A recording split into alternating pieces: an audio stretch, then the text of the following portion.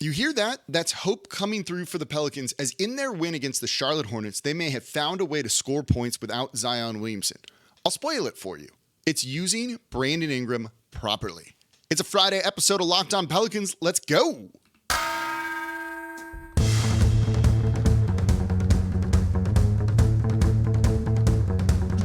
You are Locked On Pelicans, your daily New Orleans Pelicans podcast.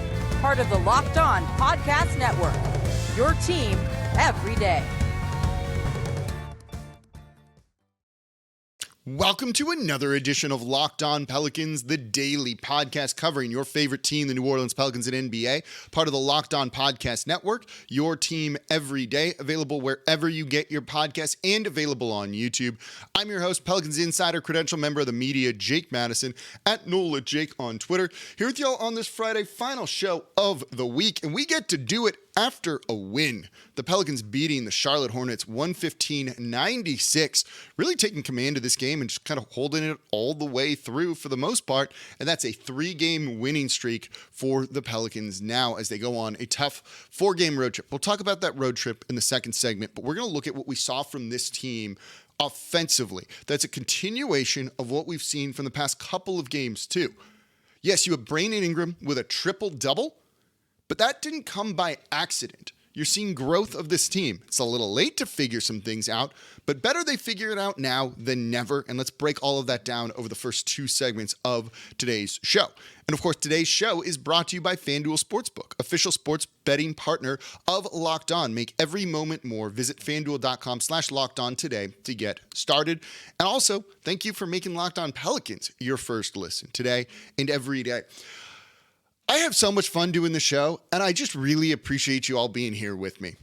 Through the good and the bad, basketball's awesome. The Pels are still fun. This is fun to do, so I appreciate you sticking with me throughout what has been an up and down and tough season, but it's not over just yet. And maybe it'll continue a little bit longer if the Pelicans keep playing the way that they are. Their offense, finally, is looking good. And make no mistake, for the past couple of weeks, months since January, it's late March, the problem has been offense for New Orleans without Zion Williamson. They have some good nights, some good shooting nights, some bad shooting nights. BI could be great, he might not be great, CJ could be hit or miss. They haven't found what has worked, and then in this game, building off what you've seen the past couple of games, you go, oh, that's the team that we saw last year that made a late push to get into the play-in tournament, won the play-in tournament, and was competitive in the first round against the Phoenix Suns. And it does start with Brandon Ingram, but it starts with how they use Brandon Ingram. And that's what makes this work. You saw, obviously, the best of BI in this. This is his first career triple-double. He doesn't even know the last time that he had one. He said he definitely didn't have one in college because he didn't pass the ball enough, which is a fantastic line. 30 points, 11 rebounds, 10 assists, and get this, zero turnovers from him. That is just an incredible performance from a player. He was basically perfect, and he shot 1 of 6 from 3. Got to the line, made his shots, got to the rim, and made his shots. This was not put the ball in Brandon Ingram's hands at the top of the three-point line, let him dribble till there's about 7 seconds left, and then he drives and attacks, and he just gets walled off by 2-3 guys and has to launch a contested mid-range jumper. That's what happened on those 2 final shots against the Houston Rockets, and it cost them the game. Here, he was getting downhill and attacking the basket. They were using him in the mid-post, forcing him into kind of a nail-ish area around the center of the defense that draws defenders in and lets him create for others that way. This version of BI is much tougher to defend. This version of BI creates wide open looks for others in rhythm, not just tossing them the ball and hoping they shoot and score. This version of BI will get you a triple-double. Those 10 assists he had are not by accident. This was him just doing work, taking high percentage, more efficient looks than contested 19-foot mid-range jumpers. He can still hit those, and he hit a bunch of mid-rangers in this one. But when you get him playing like he did like this, Yes.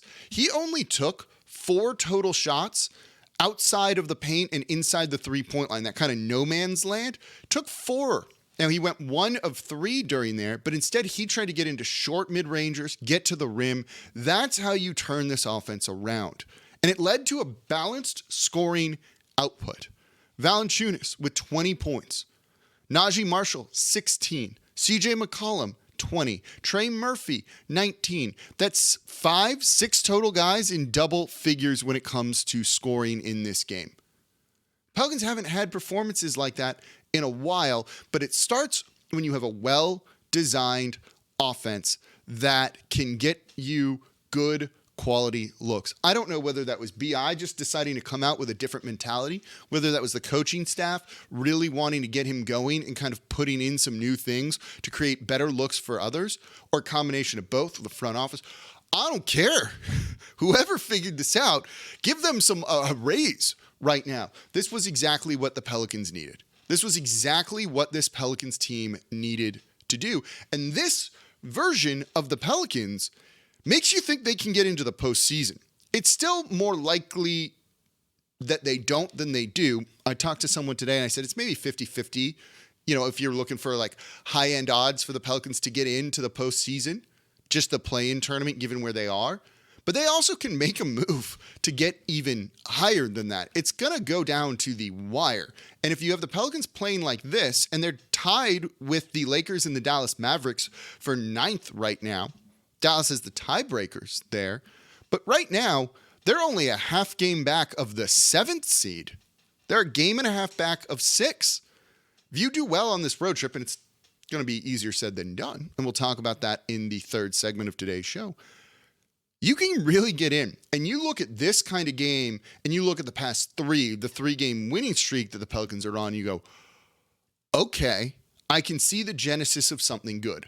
I'd have rather they figured this out months ago, but you put BI in the nail like that on the free throw line a little bit lower, or tell him just to get downhill and be aggressive and not settle, and you do that by playing inside out, that works. And that creates better offense. This is something we kind of all been screaming for a little while, but BI just showed you he can be the best version of himself. He was fantastic in this game. Paced the team. They all just kind of fed off his energy. It's exactly what you needed. And you're seeing some fun celebrations in the locker room where maybe some of those good vibes that we had early on in the year are back, and that can lift you.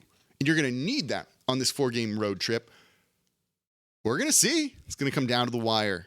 It's going to be fun, and we're going to be covering it here every single day, Monday through Friday, on Locked On Pelicans. So coming up, let's talk about other guys that played well. CJ and his role in this one. Trey Murphy making threes.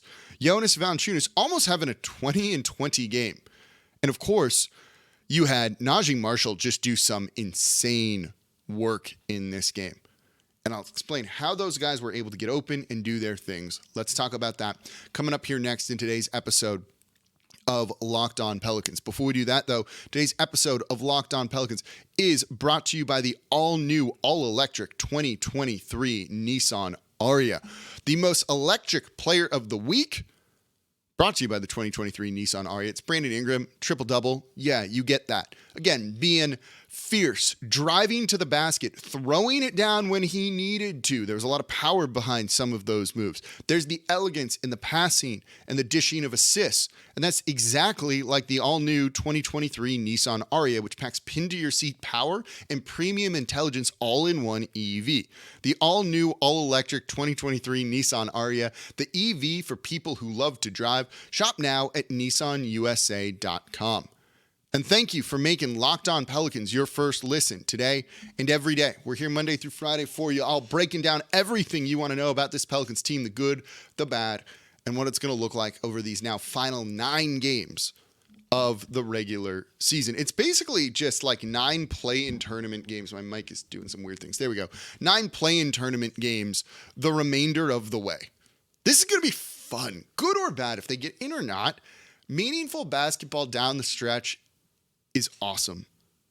And of course, thank you for making Locked On Pelicans your first listen because you want to be part of this ride as well. We're completely free. No one else comes to you like this every single day. Please subscribe wherever you get your podcasts and share the show with a friend. Get them tuned in to Locked On Pelicans. Get them locked on to Locked On Pelicans. That works, right? Because it's going to be a fun end to the year. Now, for your second listen, if you want to catch up around the league, Game to Game NBA. I do a minute video after every Pelicans game. All of our other hosts do that as well. It gets compiled into a show. You want 10 minutes on the games that happened the night before from the people who cover the team. You can do that. Locked On Game to Game, available on the Odyssey app, YouTube, and wherever you get your podcasts. It's on the Locked On NBA feed. I'm also on there on our big national show, which does numbers, every single Wednesday. So let's keep talking about the Pelicans offense. That's been the problem. The defense has been good all year long. It's remained good. And when you go out and play like you did here, the defense is going to look even better. I don't have the defensive rating numbers, but I'd be willing to bet it was pretty excellent. Yes, their defensive rating was a 95 for the Pelicans in this one. That's a really good number. That's a really good number. And you knew that good offense leads to even better defense because they can get set, they can get back. They forced Charlotte into 17 turnovers because New Orleans just took care of the ball and went out and scored. This is how this team wins. This is how this team looks good. 62 points in the paint compared to 44 for the Charlotte Hornets. Getting out and being able to run and punishing them off of those turnovers that they have. The Charlotte Hornets here had 17 turnovers that turned into 20 points for the Pelicans. You're going to win very many games when that is the case. But let's look at the offense and some of the other guys here. Jonas Valanciunas, let's start with him. 20 points, 19 boards. They're making more of an effort to get him in the low post, establish some position, and he's doing work. He draws two defenders because he's such a big body that when he gets down low, he can score. He can dunk. He had that running dunk where he threw it down. When you have a guy that's doing that and can draw two, it opens things up for Brandon Ingram. It opens things up for CJ McCollum. And all of a sudden, guys can cut and move, and there's just space. They're going to keep doing this. They're going to keep doing this. They finally kind of realize they need to go through Valanciunas a little bit more. Again, the theme kind of here is inside out. And when you're doing that, it's going to create wide open looks in rhythm for Trey Murphy, who's 4 of 8 from 3, 19 points, including a big dunk too. You're also seeing him do it on the defensive end. 4 steals. He had a couple of really nice contests too. One that I thought was a block, but I guess it wasn't. And that's going to keep him on the court when it comes to head coach Willie Green.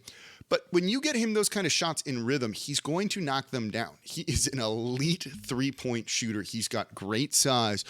And you're seeing him attack guys off the dribble now, off of bad closeouts. It's leading to really great things. He's going to be entrenched as a starter pretty much going forward, I would imagine, unless Zion Williamson comes back sooner than we think and kind of changes everything.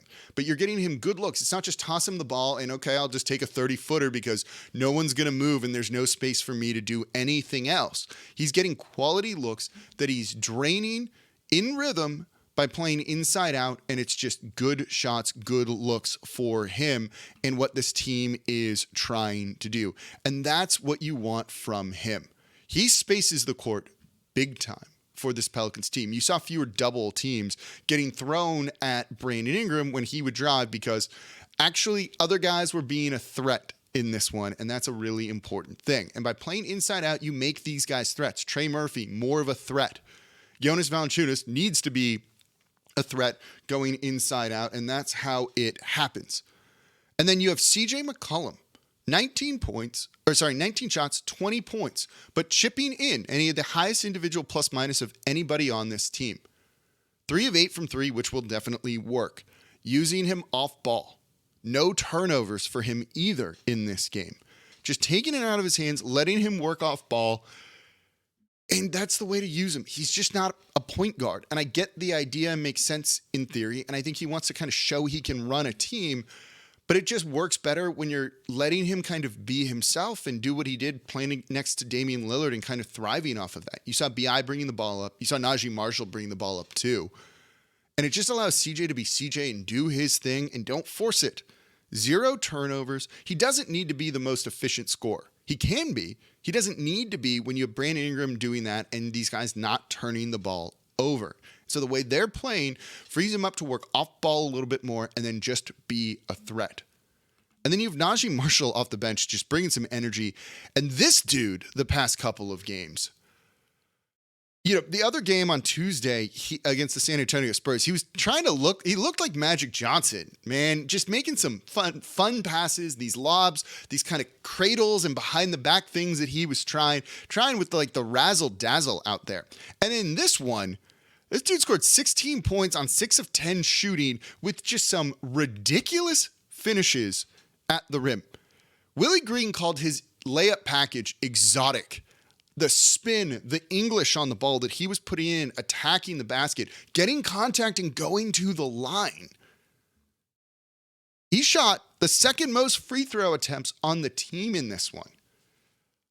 It looked like Naji in the middle of the year where his value was an all-time high. Maybe they should have traded him, but you kind of see why they didn't want to. He can bring a lot of that like effort and energy off the bench and give you that scoring punch that you need.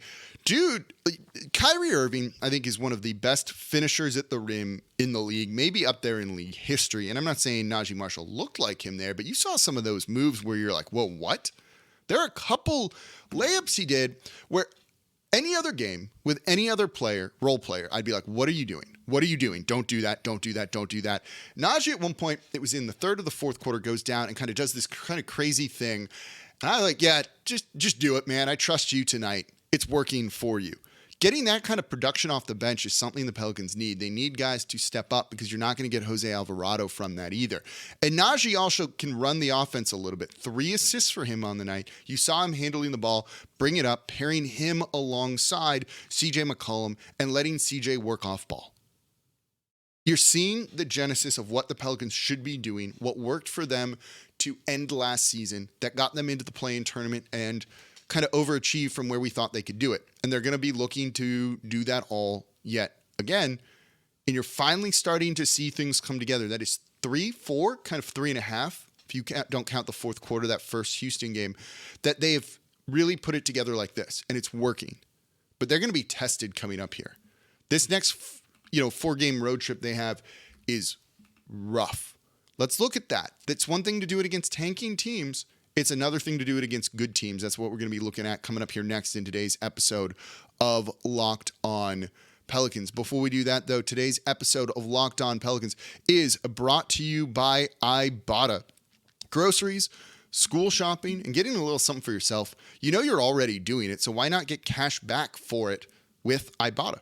You can earn cash back on every shopping trip. Ibotta, the patch sponsor for the Pelicans, by the way, gives you cash back on hundreds of grocery items from produce to personal care to pantry goods. Either link your loyalty account or upload your receipt after you shop to get your cash back. It's that easy. And the average Ibotta user earns $120 a year in real cash back. That could cover the cost of an entire grocery trip, or you can use that cash back to buy the flight you've been eyeing, or tickets to the Pels game that you've been wanting to go to, or just a fancy night out.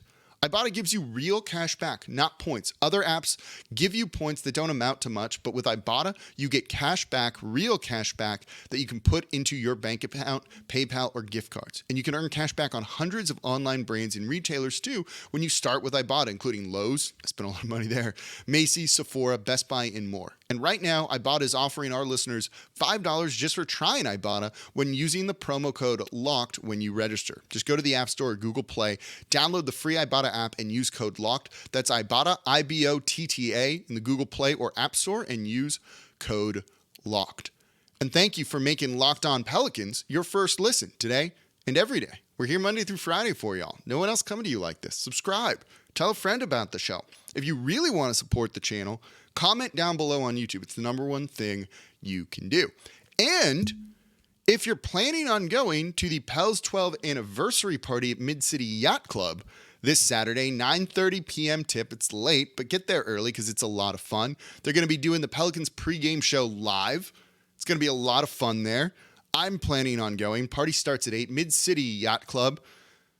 We watched the play-in tournament game there, and it was awesome against the Clippers. So let's kind of bring some of that same luck back. No Paul George in this one either.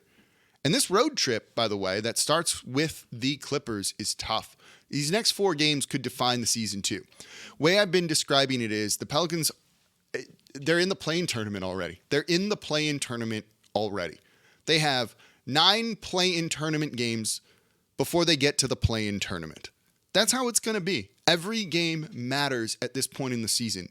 The Pelicans postseason really might come down to the last game of the season, the second to last game of the season. So if you can get a game that you're not supposed to get right now, that's just big.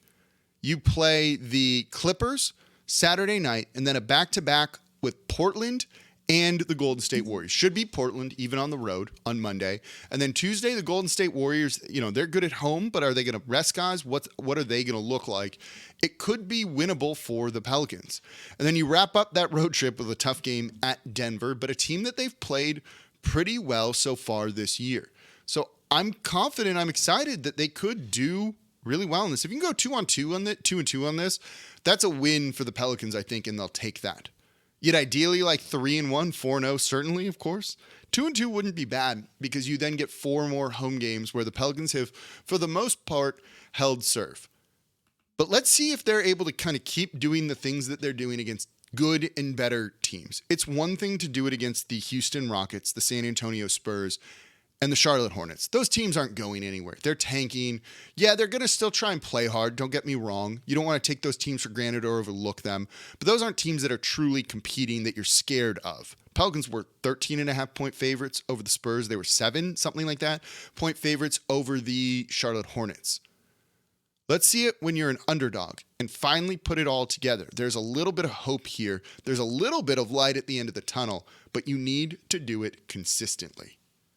This is the real, true test. They go 1-3, the season could be over.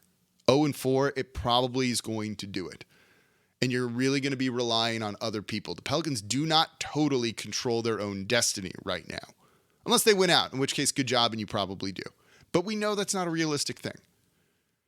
Do what you're doing, that inside-out style. Establish Jonas early, make him draw 2, get BI going down low, being aggressive, getting to the free throw line, and creating open looks in rhythm for others. Off-ball movement then can happen because you have space, you have cutters, and it just makes life easier for everybody. That's what we need to see against good teams. Otherwise, no, this team won't make the postseason, and every win, every game matters right now. Finally, before we wrap up, did you give Antonio Daniels a green turtleneck? He told me the story. He talked about it on the broadcast. We don't need to kind of go into all of that. That's his story to tell, I think. If you gave Antonio Daniels a green turtleneck, will you reach out to him? He loves that thing. Loves the green turtleneck. Please reach out to him. He wants to talk to you. He literally came up to a group of us and was like, we need to band together. I got to find this guy. If you gave Antonio Daniels a green turtleneck, please talk to him. Talk to me and I'll get in touch with him. I feel like you know this, and you're not coming forward for a reason, and it's a big mystery. We might have fun with this off season when I need to just kind of like fill a show on a day that's kind of quiet, and we'll have some sound effects, and it'll be a mystery, and we'll kind of try and solve it ourselves. We did that with the Derek Favors birthday cake thing. Who ate Derek Favors birthday cake in the bubble? If you've been listening with me for that long at this point, props to you, and I appreciate you being here. So good win to end the week on. Big road trip coming up for the Pelicans. Let's see what they're capable of doing. And of course, we're going to be covering it here on Locked On Pelicans. As always, I'm your host, Jake Madison, at NOLA Jake on Twitter. I'll be back with you all on Monday and maybe see you on Saturday, Mid-City Yacht Club.